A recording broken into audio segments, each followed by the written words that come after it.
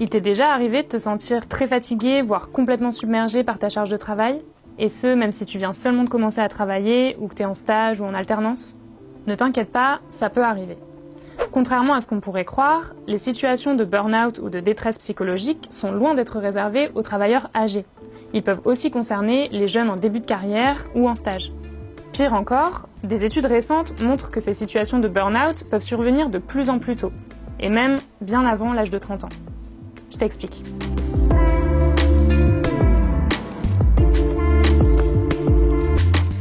Pour te montrer un peu l'ampleur du phénomène, je vais te citer un chiffre. Selon un baromètre réalisé en novembre 2023, 55% des moins de 29 ans seraient affectés par une situation de détresse psychologique au travail. Ça fait beaucoup. Et surtout, ça représente une moyenne supérieure à la moyenne observée pour l'ensemble des salariés interrogés. On a posé la question à plusieurs expertes, et elles nous ont toutes répondu la même chose. Les jeunes diplômés sont autant, voire plus à risque que les autres salariés pour les situations de burn-out ou de surmenage au travail. Mais comment on explique ça? Déjà, l'épuisement que peuvent ressentir les jeunes diplômés peut tout simplement découler d'un rythme ou d'une charge de travail intenable. Beaucoup de jeunes en début de carrière cherchent à faire leurs preuves. C'est normal, on passe tous par là. Le problème, c'est que souvent, cela peut amener à des situations où le jeune travailleur n'ose pas dire non à son manager. Il se retrouve donc avec des tâches qui s'accumulent et des journées à rallonge. Pire encore, les jeunes diplômés peuvent être confrontés à un syndrome de l'imposteur qui les pousse inconsciemment à vouloir en faire trop tout de suite.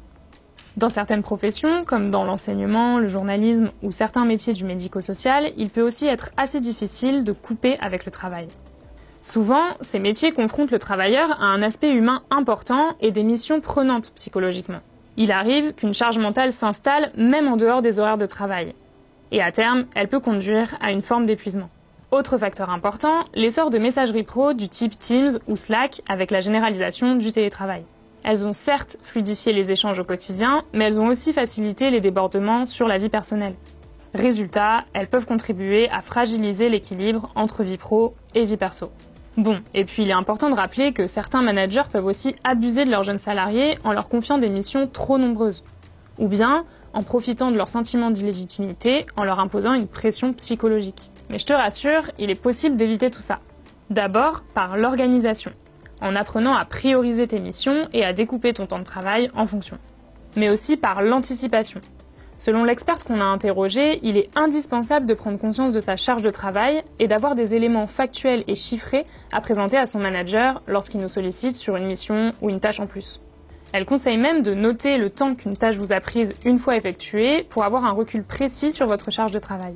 Si le sujet t'intéresse ou que tu as d'autres questions, n'hésite pas à aller consulter notre article. Il est disponible sur le site de l'étudiant, l'étudiant.fr. Et n'oublie pas de t'abonner.